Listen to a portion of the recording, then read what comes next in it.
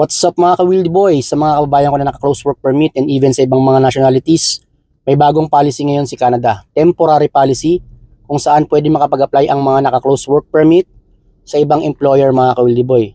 So kinakailangan nyo lamang maging qualified para kayo makapag-apply. Again, kinakailangan nasa bansang Canada ka at dapat meron kayong status dito, may working visa status kayo at kinakailangan nakaprocess ang inyong application for work permit extension mga ka-Wildy Boy. Ang policy na ito ay temporary lang at anytime pwede nila itong i-revoke mga ka-Wildy Boy. Madali lang sabihin na gusto mong lumipat pero kinakailangan mo rin isaalang-alang yung iyong mga gagawin. Unang-una yung sahod at siguraduhin mo rin na ang lilipatan mo, maaari ka talagang magtagal doon. Dahil kung gusto mong magstay sa Canada, ang pinag-usapan dito yung status. So kinakailangan mo ditong magkaroon ng status, magtuloy-tuloy kahit hindi ka pa ma-PR, pero dapat ang iyong working visa ay mag-extend until ikaw ay maging permanent resident. Dahil kapag nga ikaw ay hindi na pwede magtrabaho, automatically, maaari kang mapauwi. So wag yung hintayin na kayo ay mahuli na nag-overstaying dito dahil maaari kayong maban mga ka-Wildy Boy.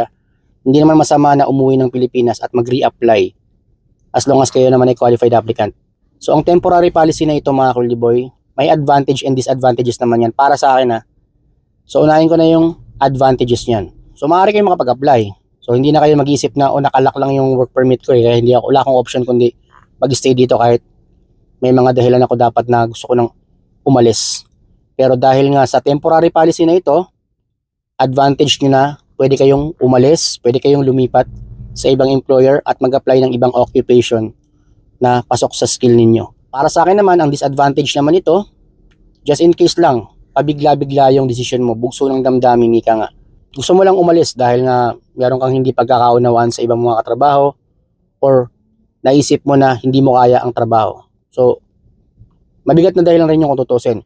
Pero dapat mo rin isaalang-alang na ang lilipatan mo, kayang tapatan yung mga accountabilities na binabayaran mo sa yung previous employer. Ano bang ibig sabihin?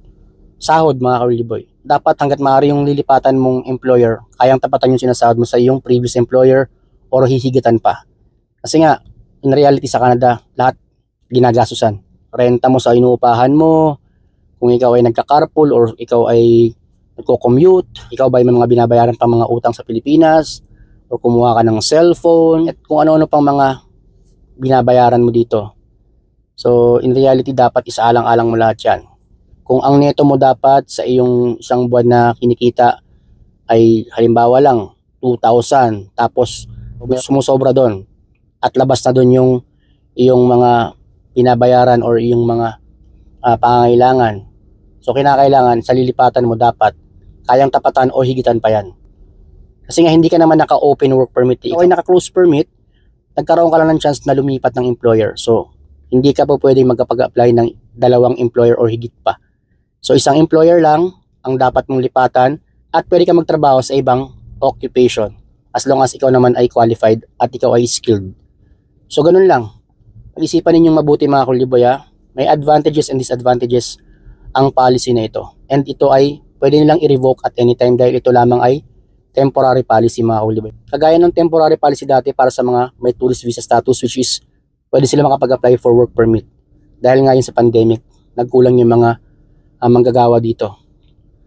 So ganun lang mga ka-Wildy Boy . Again, nasa inyo yung desisyon. May mga advantages at disadvantages yan. So pag-isipan ninyong mabuti. Kung makakabuti, i-grab nyo. Ang pinakamahalaga sa lahat, kinakailangan ma-maintain niyo yung status nyo dito. At kung dumating naman yung worst case scenario na talagang hindi na kaya i-renew, it's not the end of the world mga ka-Wildy Boy. Pwede pa naman kayo mag-reapply as long as kayo ay qualified applicant. So ganun lang. Walang may gusto na magkaroon ng paghihigpit sa Canada. It just happened na talagang lumobo yung volume ng mga temporary foreign workers and even yung mga international students. Kaya kinakailangan nilang magbawas mga ka-Wildy Boy. May mga reports about abuse, exploitation mga ka-Wildy Boy. So ganun lang. Marami pa rin namang mga nakakarating sa bansang Canada, especially mga skilled workers, butchers, welders, sa iba't ibang mga skills mga kababayan. Existing pa rin naman ang mga programa ng bansang Canada na pwede rin kayo makapag-apply. So I hope nakatulong sa inyo yung information na to mga ka-Wildy Boy sa mga nangarap makapagtrabaho abroad. Sa mga kababayan ko na nandito na, I'm hoping na sana mag-extend ang inyong status, ang inyong kontrata, hopefully maging permanent resident kayo and even a Canadian citizen someday mga Kauldi Boy. So yun.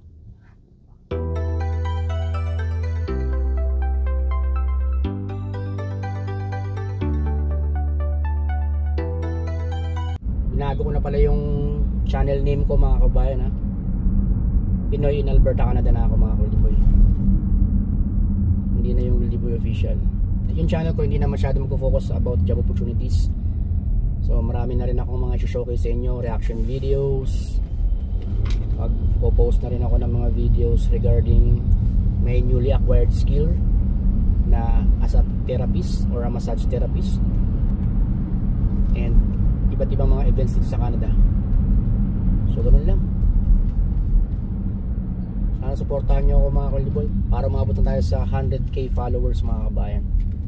So para makuha na natin yung silver button mga Kauldi Boy. So yun. Okay mga Kauldi Boy, kung sakasakali nagustuhan yung video na ito at nakatulong sa inyo, don't forget to give a thumbs up.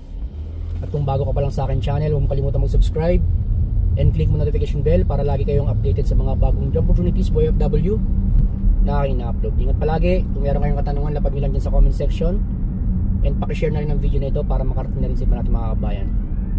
Ingat lagi, God bless mga Kauldi Boy. May bumbero sa kabila.